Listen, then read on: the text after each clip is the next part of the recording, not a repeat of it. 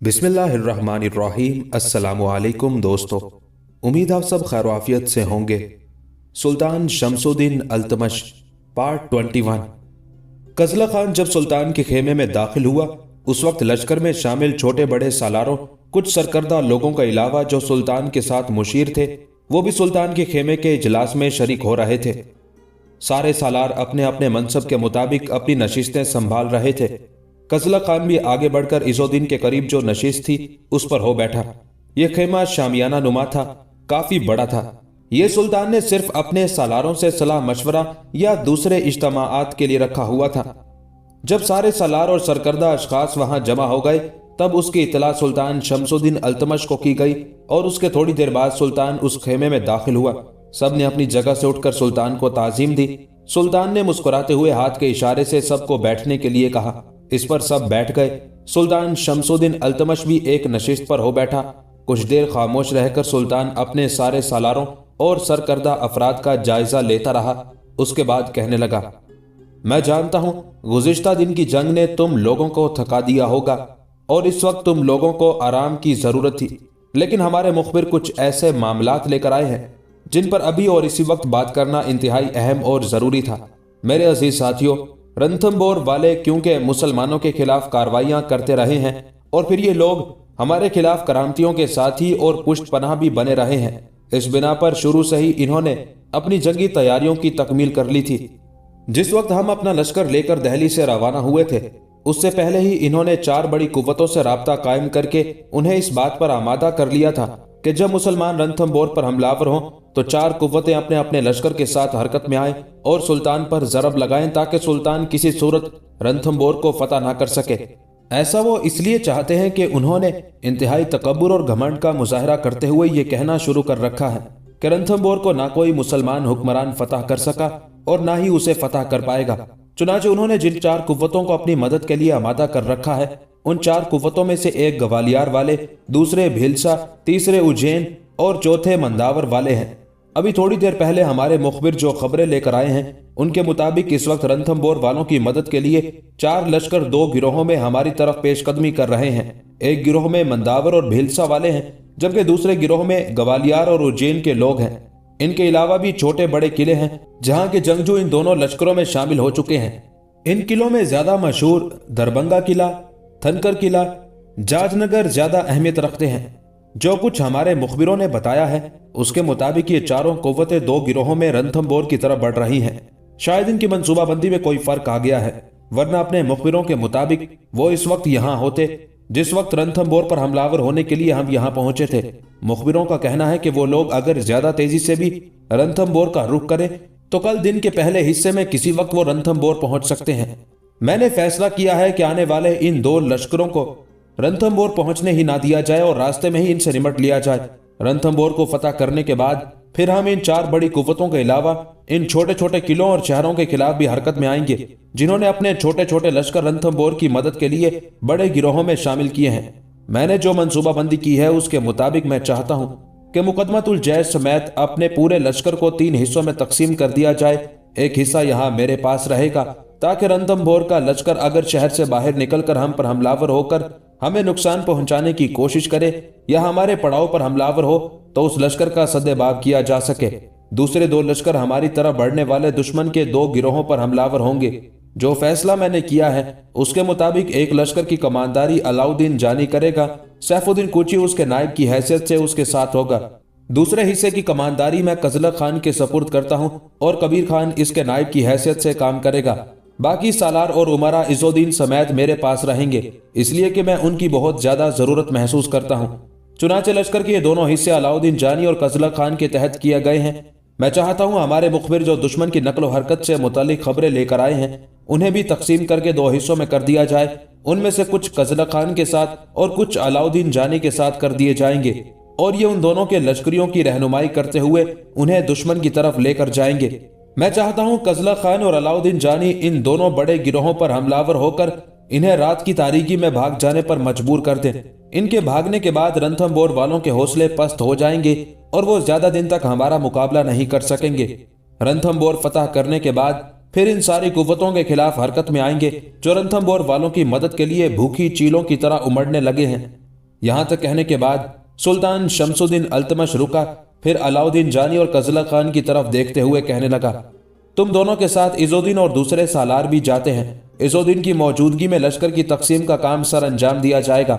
इसके बाद मैं चाहूंगा कि तुम दोनों अपने अपने लश्कर को लेकर अपने मुखबिरों की रहनुमाई में यहां से कूच कर जाओ। मैं ये भी चाहूंगा कि अलाउद्दीन जानी और सैफुद्दीन कोची मंदावर और भीलसा के मुतहिदा लश्कर पर जरब लगाएं, जबकि कजला खान और कबीर खान दोनों अपने हिस्से के लश्कर के साथ ग्वालियर और उज्जैन के मुतहिदा लश्कर पर हमलावर हो और उन्हें मार भगाएं। अगर तुम लोग ऐसा करने में कामयाब हो जाते हो तो याद रखना रणथंभौर की फतह हमारे लिए आसान हो जाएगी। इसके बाद हम रणथंभौर की मदद के लिए उमड़ने वालों के खिलाफ हरकत में आएंगे। सुल्तान की उस तजवीज से सब ने इत्तेफाक किया था।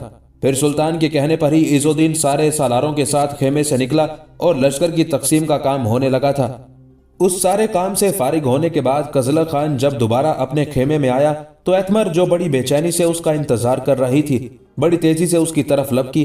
दरवाजे के करीब ही उसके दोनों हाथ जा पकड़े और जुस्तजू भरे अंदाज में कजला खान को मुखातिब करके उसने पूछ लिया, सुल्तान ने आपको बुलाया था, खैरियत तो है?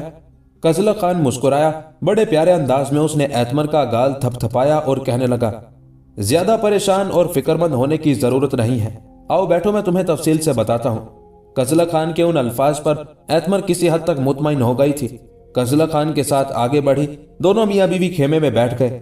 फिर सुल्तान के साथ जो गुफ्तगू हुई थी उसकी तफसील कजला खान ने एतमर से कह दी थी। सारी तफसील जानने के बाद जब रद्द अमल का इजहार करते हुए एतमर अभी कुछ कहना ही चाहती थी कि उससे पहले ही कजला खान गौर से उसकी तरफ देखते हुए बोल उठा, एतमर, अब तुम ये पूछोगी कि लश्कर रात के इस वक्त जो रवाना होगा तो इसमें कोई खतरा, कोई खदशा तो नहीं है? और ये कि कजला खान के उन अल्फाज पर एतमर मुस्कुरा दी। कजला खान के शाने पर हाथ रखते हुए कहने लगी, आपका अंदाजा दुरुस्त नहीं है। मैंने आपसे कहा ना कि मैं एक सालार की बीवी हूँ, बुज़दिल नहीं हूँ। बद से बदतर हालात में भी अपना और अपने शोहर तक का दिफा कर सकती हूँ। मेरे शोहर अगर मेरी हिफाजत, मेरे तहफ़्फ़ुज़ और मेरी ज़ात की पासबानी कर सकते हैं तो ऐसा ही मैं अपने शोहर के लिए भी करने की हिम्मत और जुर्रत रखती हूँ। मैं जानती हूँ एक सालार की हैसियत से आपको ऐसी कई मुहिम्में पेश आएंगी। आप बेफिक्र रहें, मैं हिम्मत हारने वाली लड़की नहीं हूँ। बद से बदतर, अच्छे से अच्छे, सब हालात में आपकी जिंदगी की बेहतरीन साथी बनकर आपका साथ दूंगी।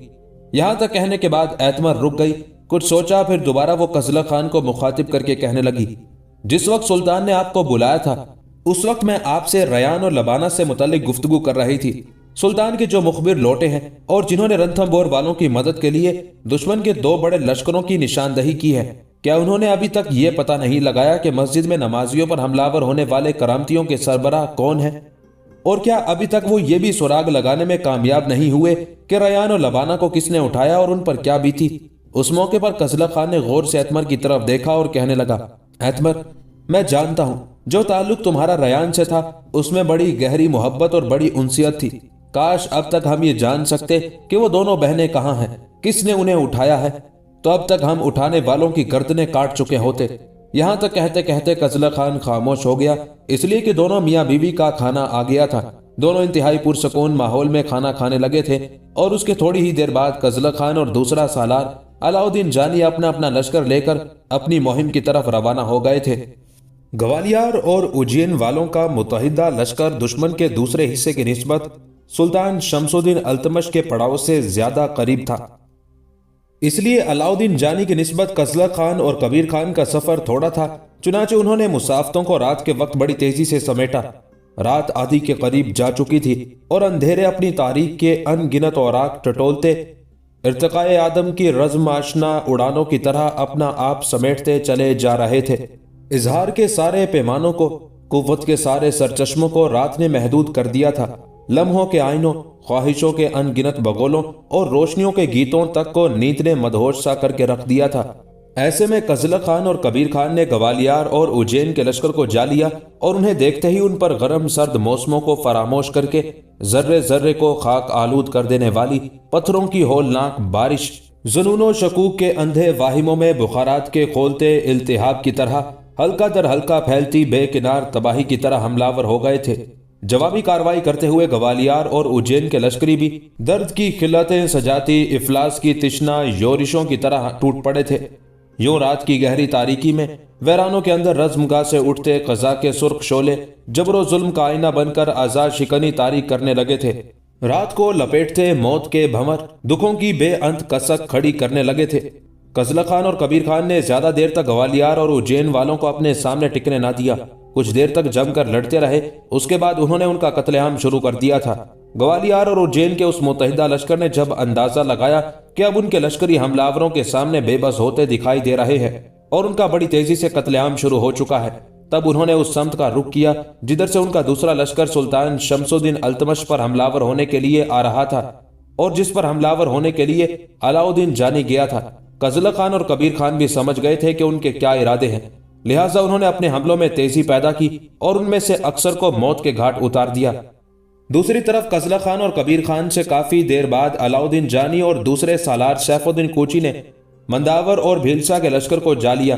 चूंकि सुल्तान शमसुद्दीन अल्तमश के दोनों लश्करों की रहनुमाई उनके तिलायागर कर रहे थे, लिहाजा दुश्मन को तलाश करने में उन्हें कोई दुश्वारी पेश न आई थी। चुनाचे कजला खान और कबीर खान की तरह मंदावर और भीलसा के लश्कर को देखते ही अलाउद्दीन जानी और सैफुद्दीन कोची उस पर हमलावर हो गए थे। जवाबी कार्रवाई करते हुए मंदावर और भीलसा का मुत्तहिदा लश्कर भी अलाउद्दीन जानी और सैफुद्दीन कोची के लश्कर पर जुनून भरे इंतकाम पर उतरते मर्ग के तारीख हयोलों मौजों के खोलते शऊर की तरह दिलों के कवाड़ पर दस्तक देती हैवानी कैफियत के शरारों की तरह टूट पड़े थे। यूं रात की तारीकी में दोनों लश्करों के टकराने से रज़्मगाह में उम्मीदों रजा की हर मथा, आस और ढारस की हर पूंजी लुटने लगी। खोलती बिफरती ज्वालामुखी की तरह घात लगा लेने वाली बेरोक मर्ग गुरसना जज्बों की हरारत और दिलों की धड़कनों की सरगोशियों को बड़ी तेजी से खामोश करने लगी थी। जिस वक्त अलाउद्दीन जानी और सैफुद्दीन कोची बड़ी तेजी से दुश्मन पर जरबे लगा रहे थे और दुश्मन के लश्कर के अंदर उन्होंने एक तरह की अफरा तफरी और बदनज़मी बर्पा करनी शुरू कर दी थी और करीब था कि अलाउद्दीन जानी और सैफुद्दीन कोची अपनी फतह को आखिरी शक्ल देते कि अचानक रात के गहरे अंधेरों में दुश्मन का कोई और लश्कर जो घात में था अचानक नमूदार हुआ और अलाउद्दीन जानी और सैफुद्दीन कोची के लश्कर के एक पहलू पर वो रग रग से बदन का खून चूस लेने वाली चंगेज खान की वहशत, हलाकू के किताल, तैमूर खान की खूनख्वारी, जमीन की बदतरीन पस्तियों, शराबों की मौजों और अंधेरों की तुगयानियों की तरह टूट पड़ा था। अंधेरे के अंदर नमूदार होने वाले उस लश्कर ने बड़ा जोरदार हमला किया था और करीब था कि वो अलाउद्दीन जानी और सैफुद्दीन कोची के लश्कर को बेपनाह नुकसान पहुंचाता कि उसी दौरान अंधेरे की फैली बिफरी मौजों के अंदर एक और लश्कर नमूदार हुआ और अलाउद्दीन जानी और सैफुद्दीन कोची के पहलू पर दुश्मन के जिस लश्कर ने हमला किया था, नया आने वाला लश्कर दुश्मन के उस लश्कर पर महरूमियों भरे अजाब खड़े करती समंदर की आंधियों के काफलों की तरह हमलावर हो गया था। यूं दुश्मन का जो घात में बैठा हुआ लश्कर अचानक निकलकर अलाउद्दीन जानी और सैफुद्दीन कोची के लश्कर के एक पहलू पर हमलावर हुआ था, वो मुसलमानों को ज्यादा नुकसान ना पहुंचा सका, इसलिए कि मुसलमानों का जो लश्कर अचानक नमूदार होकर उस पर हमलावर हुआ था उसने उसका पूरी तरह खात्मा कर दिया था। फिर मुसलमानों का नया आने वाला लश्कर अब भीलसा और मंदावर के लश्कर पर टूट पड़ा था। अब भीलसा और मंदावर के लश्कर की हालत ये हो रही थी कि सामने की तरफ से अलाउद्दीन जानी और सैफुद्दीन कोची ने उन पर जरबे लगा रखी थी, जबकि उनके एक पहलू पर नया आने वाला मुसलमानों का लश्कर अपनी पूरी होलनाकियों के साथ हमलावर हो गया था। इस तरह भीलसा और मंदावर के लश्कर का कत्लेआम शुरू हो गया था और बड़ी तेजी से उस लश्कर की हालत बदलने लगी थी। रात की तारीकी में भीलसा और मंदावर के लश्करियों की जबान का जायका तल्ख, चेहरों का रंग खाक, होंठ बेनुत्क, बसारते बेनूर, समाते मुंजमिद होना शुरू हो गई थी और वो गमजदा सातों और फना के खाकों की तरह उदास और अफसुर्दा होना शुरू हो गए थे। थोड़ी देर के मजीद टकराव के बाद भीलसा और मंदावर के लश्कर को बदतरीन शिकस्त हुई और उनके बचे कुचे लश्करी भाग गए। उस वक्त तक अलाउद्दीन जानी और सैफुद्दीन कोची को यह खबर तो थी कि उनके लश्कर के एक पहलू पर दुश्मन के किसी लश्कर ने अचानक घात से निकलकर हमला किया था, लेकिन अभी तक वो ये ना जान सके थे कि उस लश्कर पर मुसलमानों का जो लश्कर हमलावर हुआ था वो लश्कर कौन सा था और उसका सालार कौन था और वो कहां से आया था। चुनाचे जब मैदान जंग से भागने वालों का ताक़ुब तर्क हुआ और मशरिक की तरफ से रोशनी के आसार नमूदार हुए, तब अलाउद्दीन जानी और सैफुद्दीन कोची ने देखा कि जो लश्कर उनकी मदद के लिए आया था वो तो कजला खान और कबीर खान का था। ताक़ुब के बाद जब अलाउद्दीन जानी और सैफुद्दीन कोची ने अपनी तरफ आते कजला खान और कबीर खान को देखा तब दोनों अपने घोड़ों से उतर गए। उनके नजदीक आकर कजला खान और कबीर खान भी अपने घोड़ों से उतरे। फिर चारों एक दूसरे से बेपनाह खुशी का इजहार करते हुए गले मिले। उसके बाद अलाउद्दीन जानी कजला खान की तरफ देखते हुए कह रहा था, कजला खान मेरे भाई, मैं समझता हूं तुम इंतहाई वक्त पर हमारी मदद के लिए पहुंचे हो। पहले यह कहो कि तुम्हें कैसे खबर हो गई कि हमें तुम्हारी मदद की जरूरत पड़ेगी।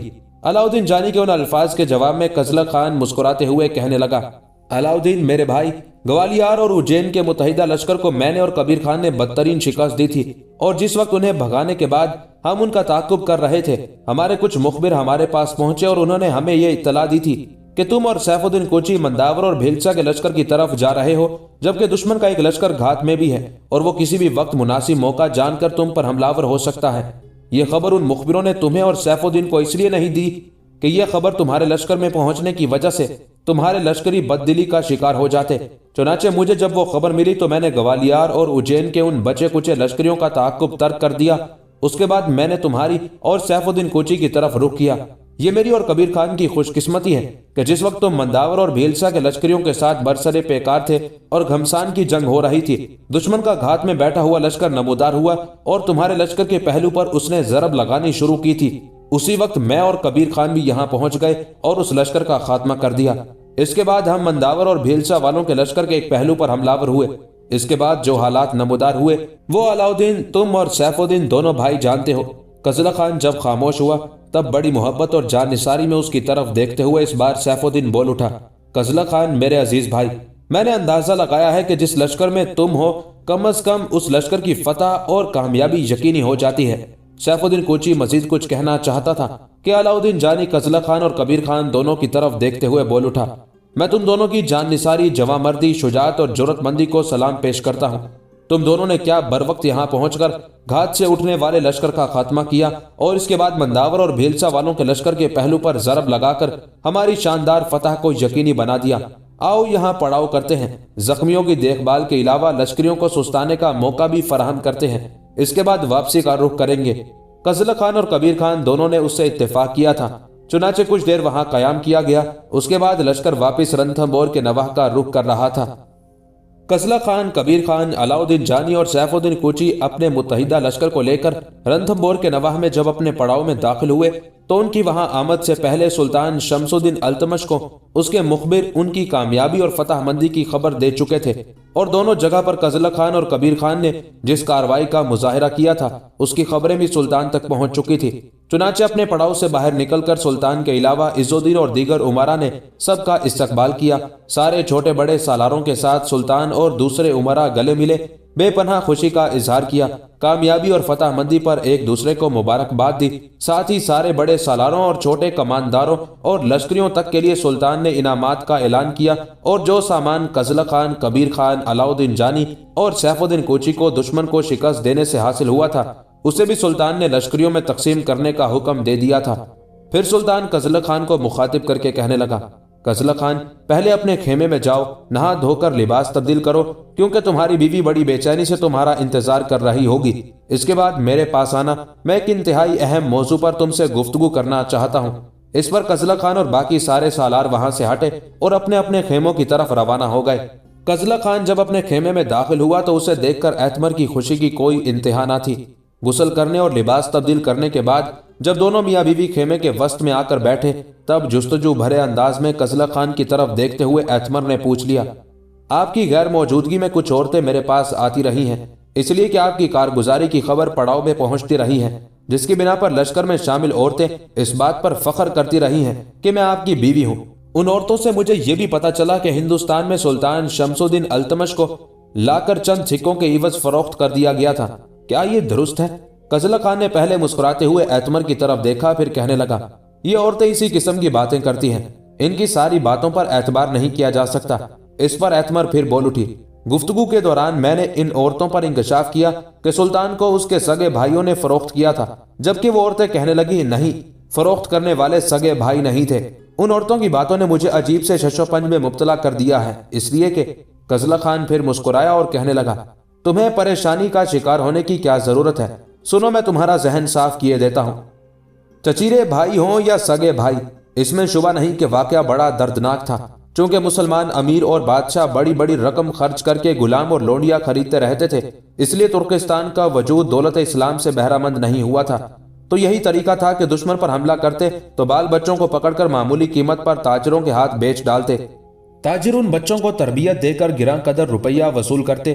مسلمانوں کا خیال یہ تھا کہ اس طرح کافروں میں تبلیغ اسلام ہوتی ہے، یعنی جتنے لوگ پکڑے جاتے ہیں وہ مسلمان گھرانوں سے اسلامی تعلیم اور تربیت پا کر اعلیٰ درجے کے مسلمان بن جاتے ہیں۔ نیز غلاموں اور لونڈیوں کی خرید جب تک شروع نہیں ہوئی تھی، جو بچے باہمی چھاپوں میں پکڑے جاتے تھے ان میں سے اکثر کو موت کے گھاٹ اتار دیا جاتا تھا۔ اس نہایت مکروہ اور ظالمانہ طریقے کو ختم کرنے کے لیے بھی یہ ایک اچھی صورت تھی۔ چنانچہ جب مسلمانوں نے بچے اور بچیاں خریدنا شروع کی تو تمام لوگ ایسی جنس کو خاص طور سے محفوظ رکھتے، کیونکہ اس سے رقم وصول ہونے کا یقین ہوتا تھا۔ لہٰذا ایتھمر سلطان خواہ بھاری رقم کے عوض فروخت ہوئے ہوں یا چند چیتل کے عوض جس وقت فروخت ہوئے تھے غلام تھے، یہ ان کی خوش قسمتی ہے کہ اب وہ ہندوستان کے سلطان ہیں۔ غلاموں کی اس خرید و فروخت سے جہاں مسلمانوں نے غلامی کا خاتمہ کرنے کی کوشش کی، وہاں ان غلاموں کی بھی خوب پرورش ہوئی۔ اگر قطب الدین ایبک، شمس الدین التمش، غیاث الدین بلبن یا ایسے ہی دوسرے لوگ غلام بن کر فروخت نہ ہوتے تو ہندوستان یا دوسرے ملکوں میں شہنشاہی کے اعلیٰ درجے پر کیوں پہنچتے؟ یقیناً یہ قدرت کی ایک تدبیر تھی کہ انہیں بہت بری حالت میں وطن سے نکالا اور عزیز و اقارب سے جدا کیا گیا، لیکن آگے چل کر وہ درجہ عطا کیا جو ترکستان میں رہ کر انہیں کبھی نہیں مل سکتا تھا۔ یہی کیفیت سبکتگین کی بھی تھی۔ وہ بھی غلام بن کر نہ بکتا تو مسلمانوں کا مشہور بادشاہ کیوں بنتا، اور اس کا بیٹا عالم اسلام میں بت شکن اور محمود غزنوی بن کر کیسے نمودار ہوتا۔ نیز حکمرانی کے اس خاندان کی بنیاد کیوں کر پڑتی جس سے محمود، مسعود اور ابراہیم جیسے سلطان اٹھے۔ ایتھمر، جہاں تک چیتل کا تعلق ہے تو تم جانتی ہو کہ چیتل بہت چھوٹا سکہ ہے۔ ایک درہم میں تقریباً 25 چیتل ہوتے ہیں اور درہم ہندوستان کے چند سکوں کے برابر ہے۔ اس حساب سے 200 چیتل کا ہمارا 1 روپیہ بنتا ہے۔ یہ رقم ایسی نہیں کہ جو قابل ذکر قرار دی جا سکے یا سمجھی جائے کہ سلطان شمس الدین التمش کو فروخت کرنے والے جمال الدین چست قبا نے صرف اس معمولی سی رقم کے لیے شمس الدین کو کئی سال اپنے پاس رکھا، کم از کم 3 سال بخارا میں، 2 سال غزنی میں، پھر دہلی لایا اور فروخت کیا۔ ایتھمر، جہاں تک میں نے سنا ہے سلطان کی قیمت 1 لاکھ چیتل نہیں 1 لاکھ تنکا قرار دی گئی تھی۔ اس سلسلے میں ایک اور امر قابل توجہ ہے کہ سلطان شمس الدین التمش کی فروخت میں اتنی دیر کیوں ہوئی۔ اگر وہ ظاہری و باطنی اوصاف کی بنا پر ایک غیر معمولی آدمی تھا جیسا کہ سب نے کہا ہے تو اسے کئی سال تک خریدنے کی نوبت کیوں نہ آئی؟ مان لیجئے کہ سلطان شہاب الدین غوری نے غزنی میں اس کے خریدے جانے کی ممانعت کر دی تھی، لیکن بخارا یا کسی اور بڑے شہر کے عمرا نے جو ہر وقت غلام خریدنے کے در پہ رہتے تھے اسے کیوں نہ خریدا؟ بعض اوقات ایسا احساس ہوتا ہے کہ یہ داستان حالات کی سادہ سرگزشت نہیں بلکہ اس میں زیب و آرائش کا بھی خاصا حصہ ہے۔ اس کے علاوہ کچھ لوگ یہ بھی بیان کرتے ہیں کہ سلطان شمس الدین التمش کی بہن بھی اسی طرح کنیز بن کر بیکی تھی۔ وہ دہلی پہنچی تو سلطان شمس الدین التمش اس وقت بادشاہ تھا اور سلطان نے اسے اپنی کنیز کی حیثیت سے خرید لیا تھا۔ مزید یہ کہا جاتا ہے کہ ایک روز سلطان شمس الدین التمش کے سر پر اس کی سگی بہن جو اس وقت دہلی میں کنیز کی حیثیت رکھتی تھی تیل مل رہی تھی کہ یکایک رو پڑی اور اس کی آنکھوں سے آنسوؤں کا ایک سیلاب بہہ نکلا۔ سلطان شمس الدین التمش اس کی حالت دیکھ کر بڑا پریشان ہوا۔ بڑی ہمدردی اور التفات میں اس سے اس کا سبب پوچھا تو وہ کہنے لگی، میرا ایک بھائی تھا جس کے سر میں ویسا ہی گنج تھا جیسا کہ آپ کے ہیں۔ آپ کو دیکھ کر مجھے میرا بھائی یاد آ گیا۔ چنانچہ کہتے ہیں سلطان شمس الدین التمش نے اس کی تحقیق کی تو وہ سلطان کی بہن نکلی۔ کچھ مورخین یہ بھی کہتے ہیں کہ یہ واقعہ انہوں نے خود شہنشاہ اکبر کی زبانی سنا۔ وہ کہتا تھا کہ یہ روایت بلبن تک پہنچتی ہے، لیکن اس کے ایک سے زیادہ پہلو ہیں جو قرینے قیاس نہیں۔ التمش تو چلو بھائیوں کے حسد نے فروخت کر دیا، بہن کے لیے کون سی مصیبت پیش آئی؟ اور پھر وہ بہن التمش سے جدائی اور مفارقت کے وقت ہوش مند ہوگی کیونکہ اسے بھائی کے سر کا گنج یاد رہا۔ التمش نے کئی برس فروخت کے انتظار میں گزارے اور ہر کوئی سمجھ سکتا ہے کہ 1200 عیسوی سے کسی قدر پہلے قطب الدین نے اسے خرید لیا۔ اس نے کم از کم 12-13 سال قطب الدین کی تابعیت میں بسر کیے۔ یہ تمام حقائق سامنے رکھے جائیں تو وہ کنیز سلطان شمس الدین التمش کے بادشاہ ہونے تک 25-30 برس کی ہو چکی ہوگی، بلکہ زیادہ۔ اگر اتنی مدت تک وہ جا بجا بکتی رہی تو کم از کم یہ امر قرینے قیاس نہیں کہ التمش نے ایسی کنیز کو خریدنا پسند کیا ہو جو خاصی عمر کی ہو چکی تھی۔ سلطان شمس الدین التمش کے مختصر سے حالات ایتھمر کو سنانے کے بعد اسے مخاطب کرتے ہوئے بڑے پیار اور چاہت میں قزلق خان کہنے لگا، ये जो औरतें तुम्हारे पास आकर बैठती हैं, इन सब की सुन जरूर लिया करो, लेकिन किसी बात को दिल में मत बिठाया करो, ना ही इनकी बातों को अपने जहन में जगह दिया करो। इस तरह तुम्हारी परेशानियों में खामखा इजाफा होगा। अब तुम ऐसा करो, आराम और सुकून की हालत में अपने खेमे में बैठो। जो औरत तुमसे मिलने के लिए आए उससे अच्छा सलूक करो, लेकिन किसी की बात को यूं नहीं मान लेना कि तुम तफक्कुरात का शिकार हो जाओ। मैं अब सुल्तान की तरफ जाता हूं। और कजला खान अपनी बात पूरी ना कर सका, इसलिए कि जब वो अपनी जगह से उठा तो एतमर भी उठते हुए कहने लगी, सुल्तान की तरफ क्यों जा रहे हैं? अभी तो आप पड़ाव में दाखिल हुए हैं। पड़ाव से निकलकर सुल्तान ने आपका इस्तकबाल किया था, फिर सुल्तान के पास जाने की क्या नौबत आ गई? इस पर मुस्कुराते हुए कजला खान कहने लगा, जिस वक्त सुल्तान ने हम सबका पड़ाव से बाहर निकलकर इस्तकबाल किया था, वहीं सुल्तान ने मुझसे कहा था कि लिबास तब्दील करने और अपनी बीवी से मिलने के बाद मेरे पास आना। सुल्तान का कहना है कि वो किसी अहम मौजू पर मुझसे गुफ्तगू करना चाहते हैं। कैसा मौजू? फिक्रमंदी का शिकार होते हुए एतमर ने पूछ लिया था। उस मौके पर बड़े प्यारे अंदाज में कजला खान ने उसके गाल पर हल्की सी चपत लगाई और कहने लगा, इसमें परेशान और फिक्रमंद होने की क्या जरूरत है? तुम बैठो, सुल्तान ने किसी अच्छे मकसद के लिए ही मुझे बुलाया था। उसके साथ ही कजला खान खेमे से निकल गया, जबकि एतमर खेमे में बैठकर उसका इंतजार करने लगी थी। कजला खान जब सुल्तान शमसुद्दीन अल्तमश के खेमे में दाखिल हुआ तो खेमे में उस वक्त सुल्तान के अलावा इज़्ज़ुद्दीन भी मौजूद था। हाथ के इशारे से सुल्तान ने अपने करीब ही एक नशिस्त पर कजला खान को बैठने के लिए कहा और कजला खान चुपचाप आगे बढ़कर उस नशिस्त पर बैठ गया। उस मौके पर कजला खान बड़ी आजिज़ी और इंकिसारी में सुल्तान को मुखातिब करते हुए कुछ कहने का इरादा कर ही रहा था कि उससे पहले ही खेमे के अंदर सुल्तान शमसुद्दीन अल्तमश की आवाज गूंज गई थी। कजला खान, मैं जानता हूं जमालुद्दीन की बेटी रयान से तुम्हारा गहरा ताल्लुक रहा है और वो तुम्हें पसंद भी करती रही है। जमालुद्दीन की दोनों बेटियों रयान और लबाना का यूं उठाया जाना एक बहुत बड़ा अलमिया है।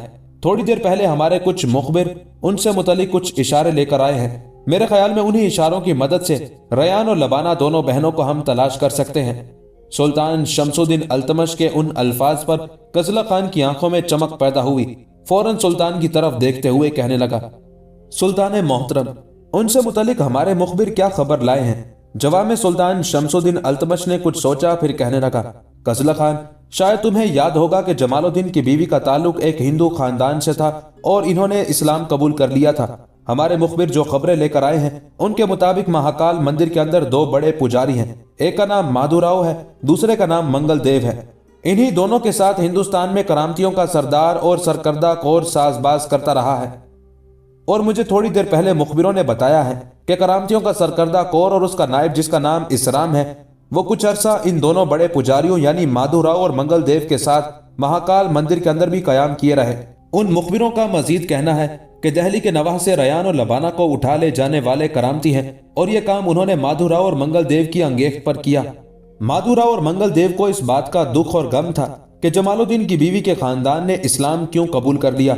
चुनाचे उसने करामतियों के सालार कौर से कहा कि रयान और लबाना को दहली के नवाह से उठाया जाए। दरअसल माधुराव और मंगल देव दोनों बहनों की शादी किसी हिंदू से कराकर उनकी मां के खानदान से मुसलमान होने का इंतकाम लेंगे। अब इस माधुराव और मंगल देव ने जो रयान और लबाना को करामतियों के सरदार कौर के जरिए उठाया तो उन्हें कहां रखा गया इसकी अभी तक कुछ खबर नहीं है और ना ही पता चला है। मैं चाहता हूं बेटे, इन दोनों बहनों का पता किया जाए और इन्हें उठाने वालों की गिरफ्त से निजात दिलाई जाए और जो भी इस मकरूह फेल में मुलव्विस हो उसकी गर्दन काटी जाए। सुल्तान शमसुद्दीन अल्तमश जब खामोश हुआ तब उसकी तरफ देखते हुए कजला खान बोल उठा, सुल्तान मोहतरम, जो कुछ आपने कहा मैं समझ गया हूँ। मैं खुद रयान और लबाना की तलाश में निकलूंगा और पहले मैं माधुराव और मंगल देव का ही पता करूंगा। उनसे रयान और लबाना का अता पता जानने की कोशिश करूंगा। मेरी पहली जुस्तजू माधुराव और मंगल देव होंगे।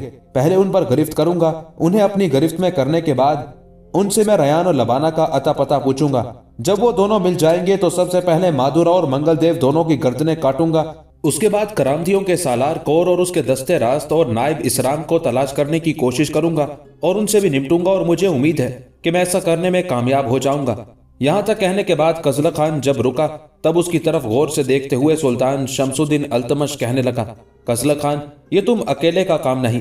पहले ये बताओ कि तुम इस मुहिम में किस किस को अपने साथ रखना चाहते हो।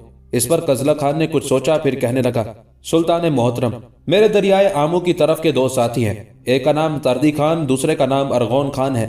दोनों ही मेरे मुकदमतुल जैश में शामिल हैं। दोनों हर्ब व ज़रब के फनून में बड़े माहिर हैं। मैं उन्हीं दोनों को लेकर इस मुहिम पर निकलूंगा। قزلہ خان کے خاموش ہونے پر تھوڑی دیر تک سلطان شمس الدین التمش بڑے غور سے قزلہ خان کی طرف دیکھتا رہا، پھر کہنے لگا، قزلہ خان میرے بیٹے، یہ کوئی معمولی کام نہیں، ایک خطرناک مہم ہے۔ اس مہم کے دوران تمہارا سامنا کرامتیوں کے کور اور اسلام سے بھی ہو سکتا ہے، اور پھر وہ دونوں اگر تمہارا سامنا نہ کریں تو تمہارے تعاقب میں اپنے کرامتی ساتھی بھی لگا سکتے ہیں تاکہ وہ تم پر حملہ ور ہو کر تمہیں نقصان پہنچائیں۔